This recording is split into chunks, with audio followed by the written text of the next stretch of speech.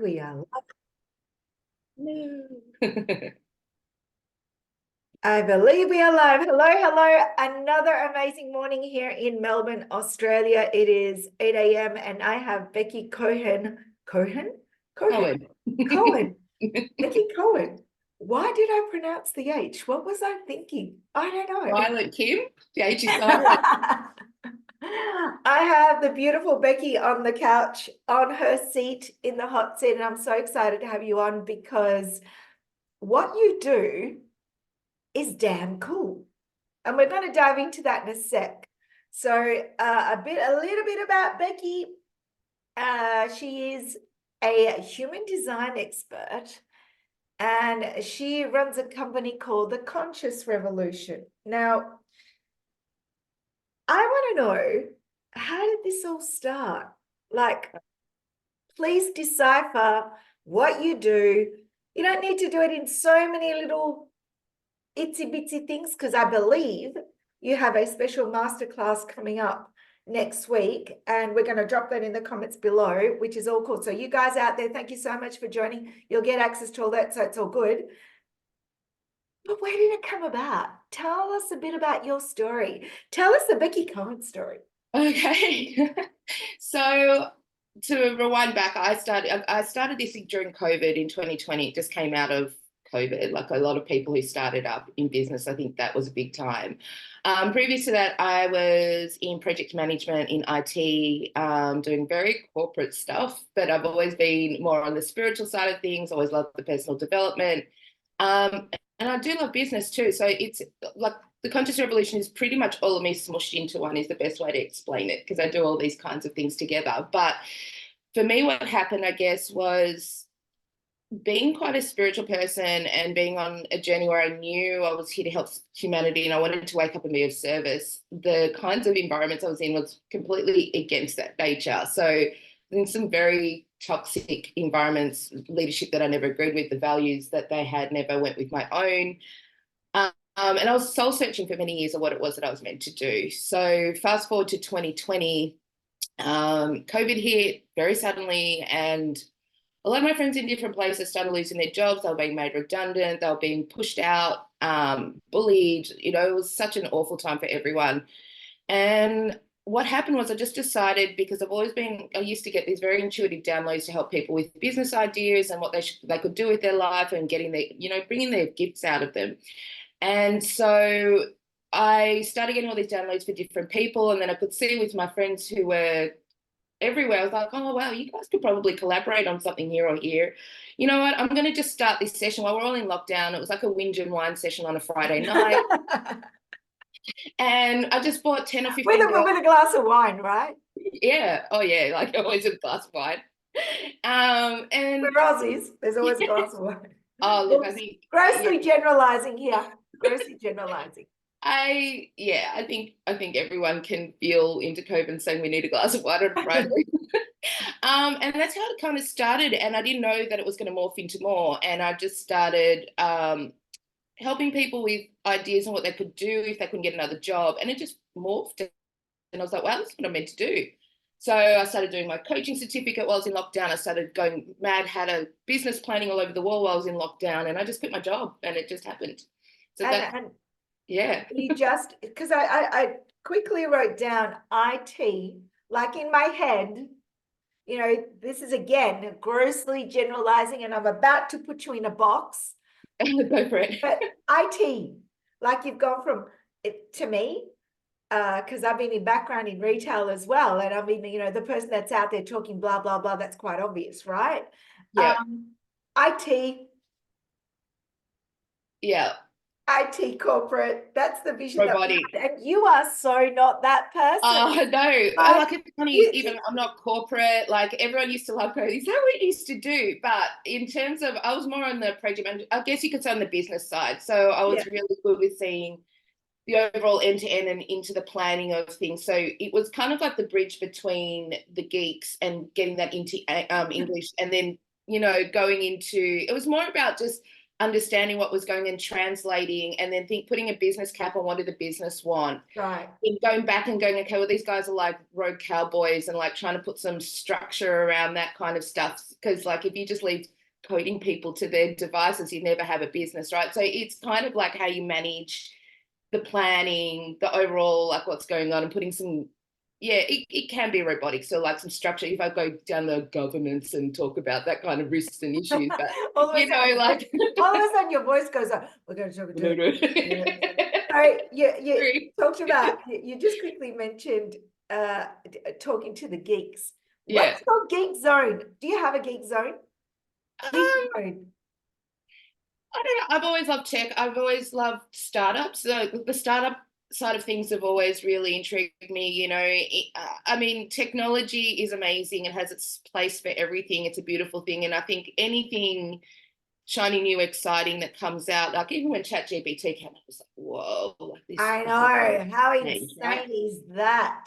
It's scary in some senses because I feel like even though it can be good use for the greater good, I think that humanity get in the way and can do some damage with everything, you know, like whatever it looks like. But there's some amazing, like just incredible things out there. So I guess that's my geek zone. I still get excited about what we can create, you know. So soul searching, and it was during COVID, which I believe a lot of us did a lot of the soul searching, and there's been some amazing success stories that have come out of COVID, and Totally. women have gone out there and risen up just like you have, and you've said, you know what, I'm out of here, mate. I'm out of here. I am resigning. This is what I'm doing.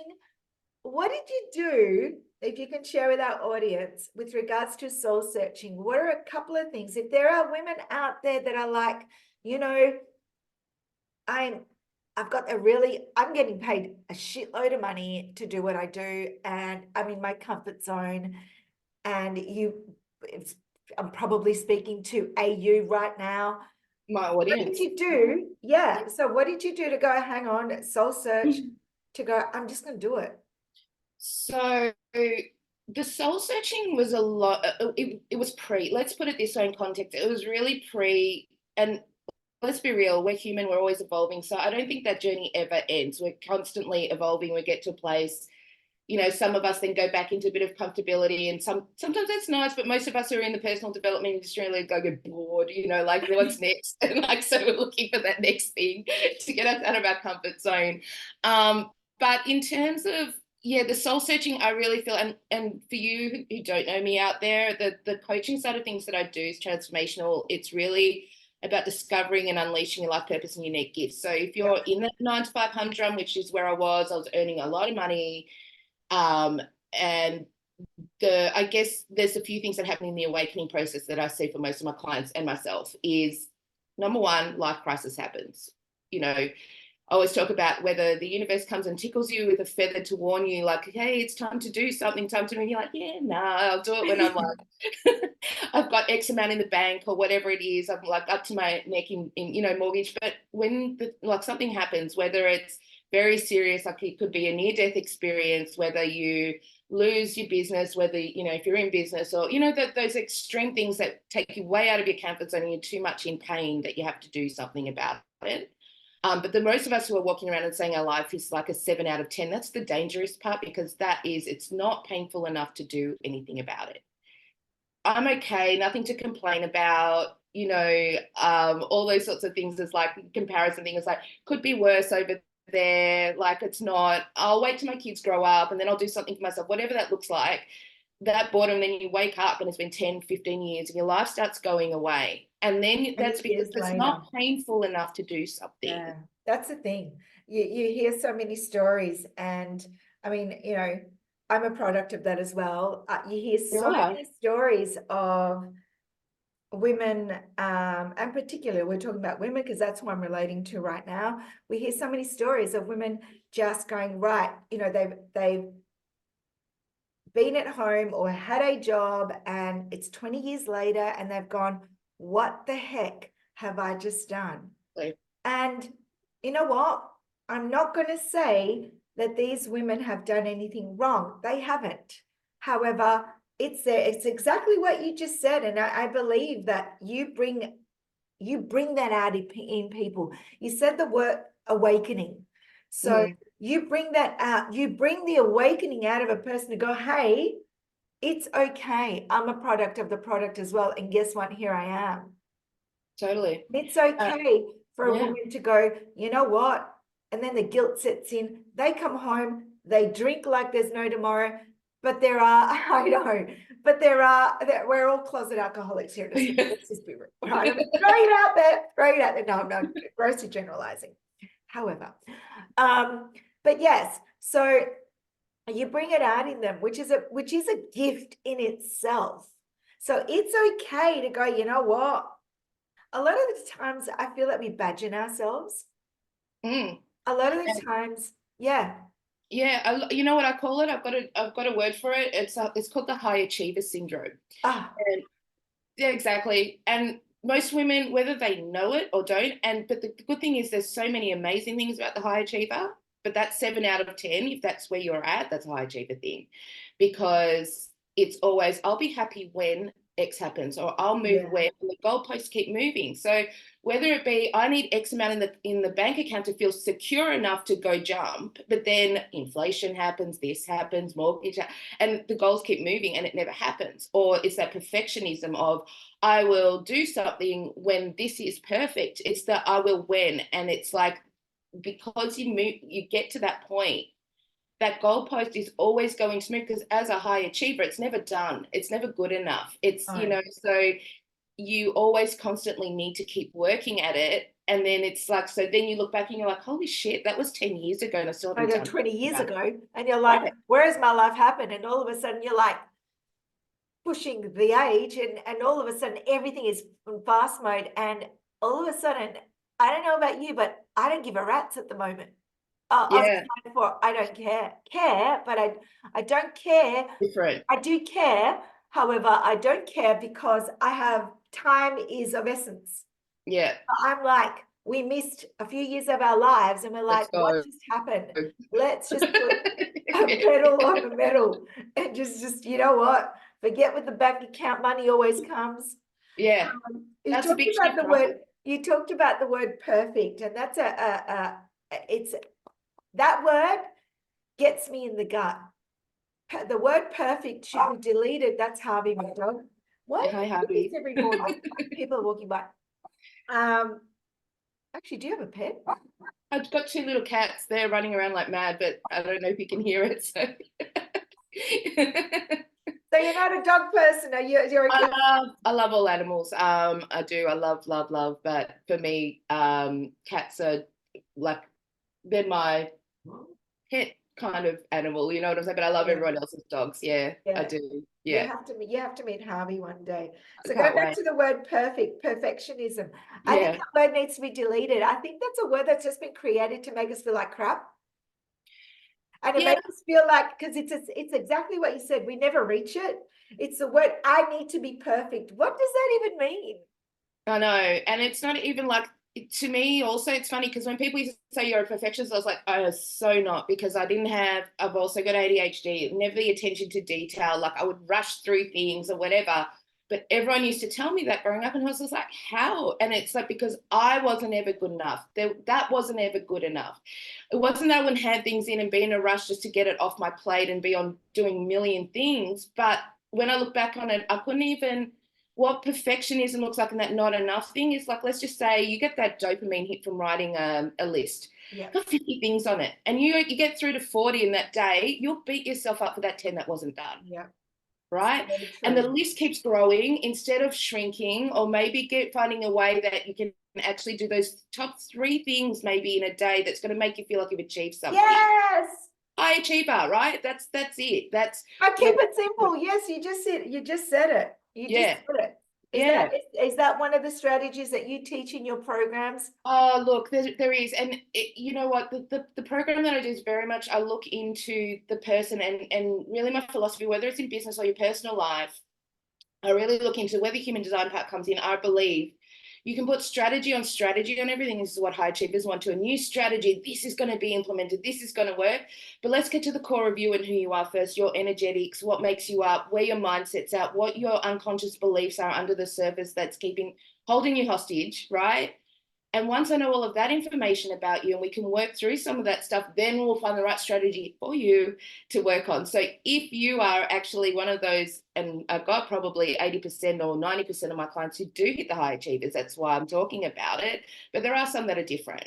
There are some that, you know, might be a 7 out of 10, but they kind of like to bury their head in the sand. It's like, I'm okay where I'm at. And it's different in terms of like, not wanting any more for themselves, maybe not believing in themselves that they can have more. And it's a confidence thing. There's a lot of other trauma going on. So it just depends what it is. But understanding that person to their core. So human design helps me with that because it's your unique soul blueprint, why you came to this earth, the contract you've got this lifetime, or what it is that you're meant to be doing here on earth. So that helps me uncover that about a person.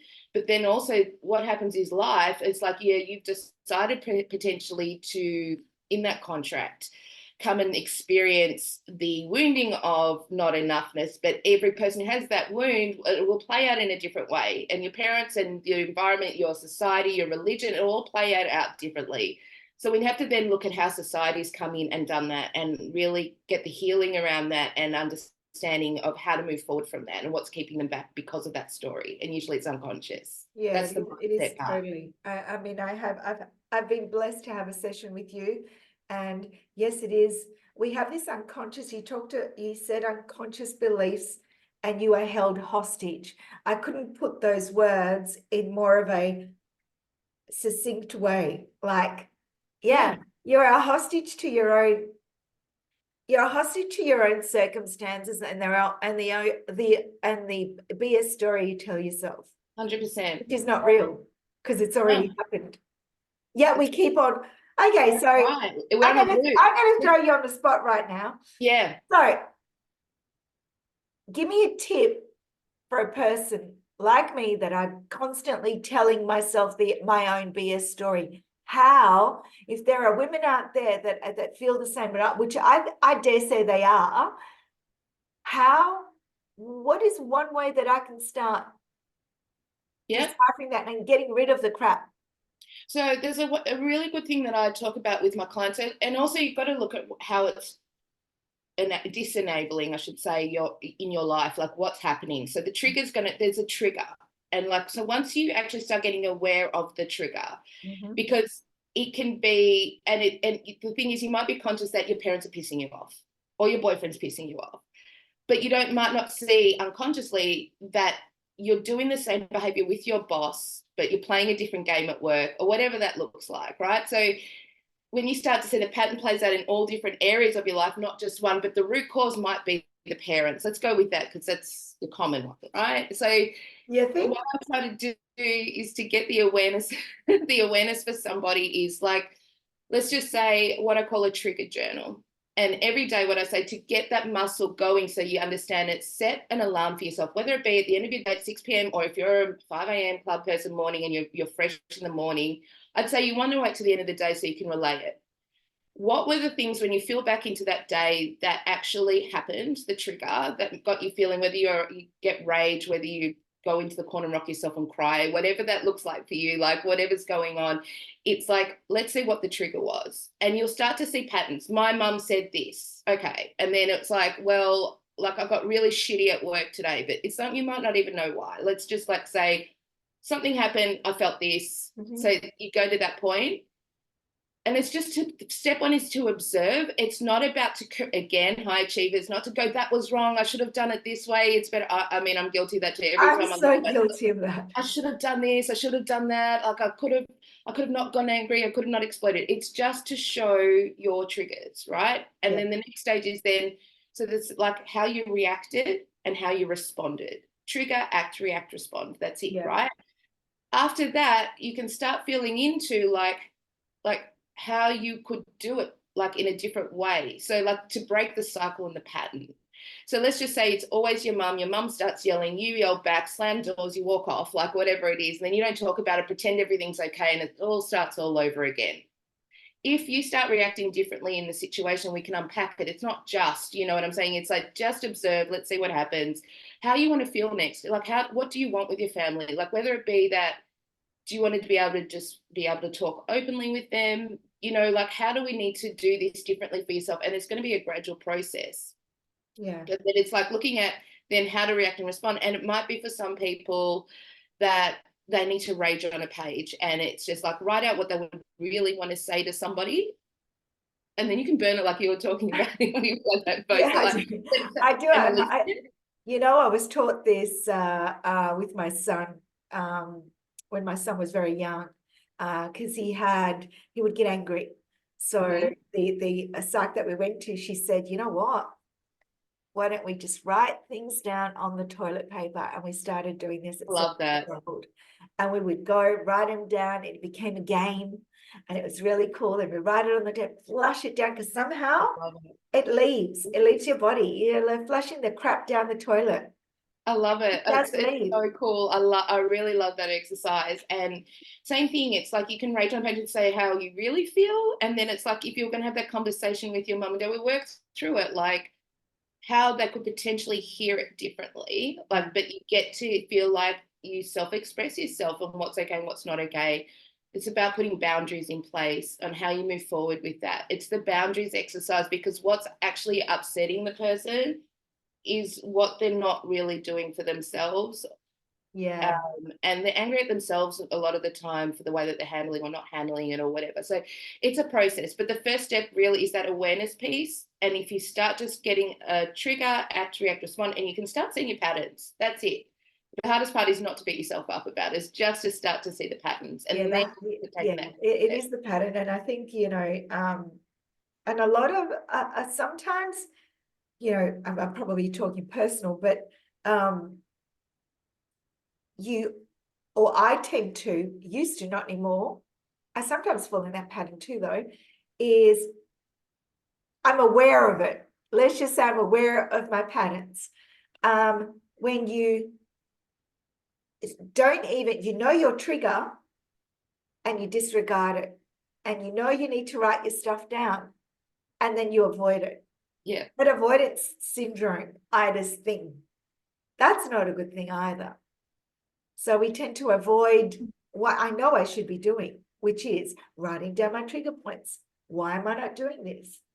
There you go. High achieve again. And it's about, instead of observing that, it's giving you a bit of a resistance about it.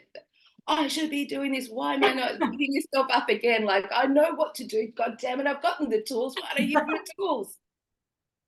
You've got the good tools and you don't do it. But there's some tools. But again, like when I talk about strategies for people, that's one. And it's like, if that's not working for one of my clients for whatever reason, maybe they're not ready. Maybe they hate writing. Maybe they're more of an audio person. They need to shout it out or whatever it is. We have a look at it and go, okay, don't beat yourself up for not doing this. But if this is not working for you, let's feel into what are you resisting? Do you not want to see your side of things? Is it, I just hate writing? You know what I mean? So we can Maybe feel they into need to go and paint. I don't know, sit in exactly. sand. Yeah, I mean, like, there's art therapy for people. I've got D's in art that wouldn't work for me. I just get more frustrated that I'm not painting well enough. You know what I'm saying? So, Do you paint? no, I'm terrible at art. Like, I've got straight D's in art. That's what I'm saying. So I'd get more frustrated myself that this painting's stupid. It's not like what it's in my head. But it works for some people, right? So it's like finding that outlet where you get to express yourself and figuring it out. So I know some people might be better off with just audio or whatever, but that exercise itself might not work for some people, but I've gotten people to a place where, look, I can tell you now, my mum passed away about 8 years ago. And I did a lot of this work of, this is the other side of things too for me, was like on the concept, I thought, I had a pretty good childhood. I can't complain. Once I saw what everyone else had, what have I got to complain about? I don't have anything, which is true. But no matter how brilliant and perfect your parents are or aren't, there's always going to be something that's in there that needs to be worked on. And I even had my own coach convinced that I had a perfect upbringing. Do you know what I'm saying? Really? Like not perfect, but you know what I mean? Nothing that needs therapy over or that we need to explore. Yeah, and she really good actress. Good actress. Good actress. Well, because she was like, and then once we started to scratch the surface a little bit, she go, oh, there it is. And then she was like, go get to it.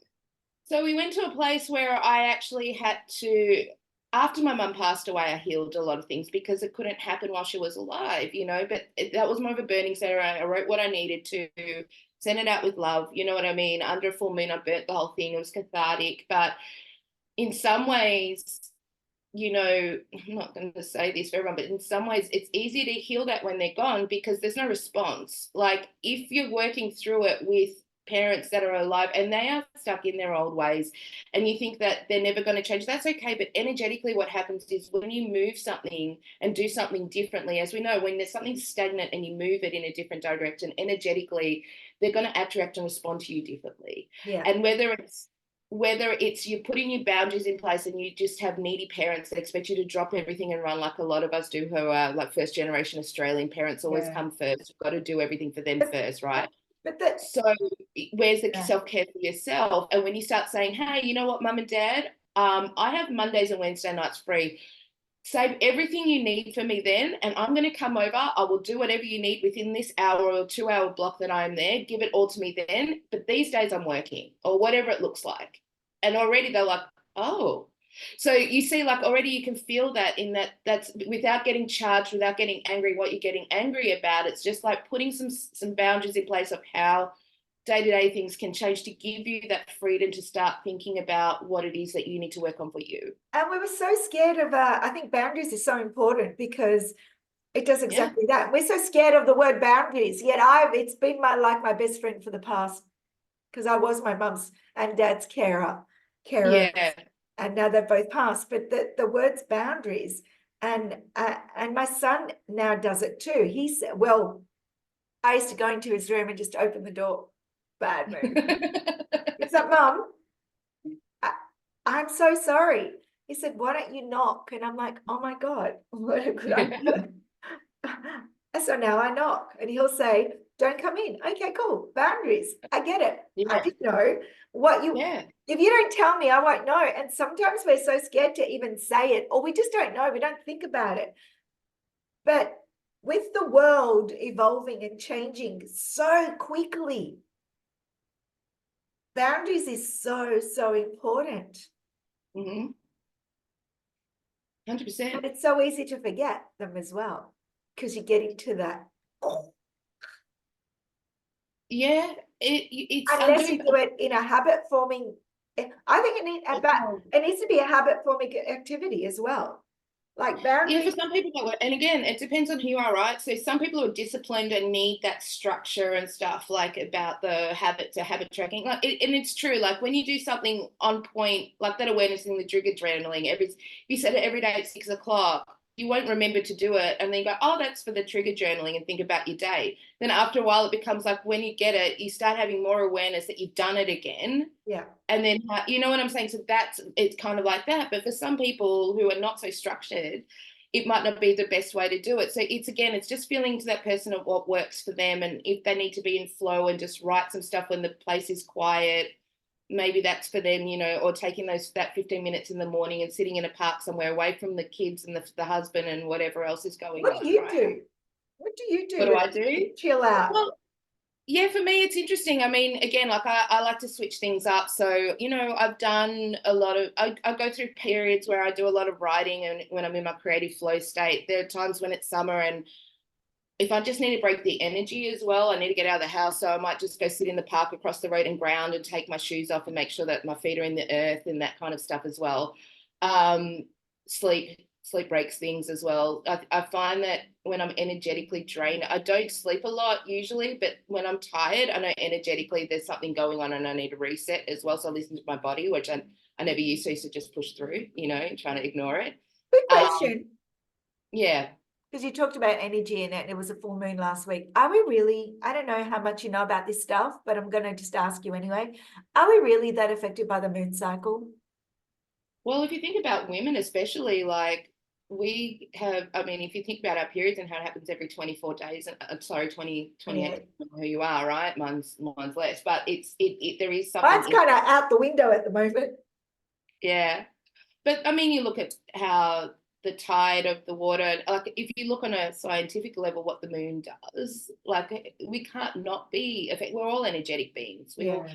I mean, if you think about it, when the sun goes down and we get the sads in winter, like literally the sads, like, you know, it's just when you don't have that, it's like it's giving us vitamin D, it's giving us, you know, so even if you're not into the woo stuff and you think about the sun and the moon, how much it affects your, you know, our lives in general and nature, you know, Yeah, I we need believe that we sun. are affected, but then there's a theory out there that says because you believe it, and it's perception. So I'm like, okay, well, I can respect that. I don't know. As far as I know, I look at the moon when it becomes kind of full, and I'm like, I feel different. I just Yeah, look at it and I feel different.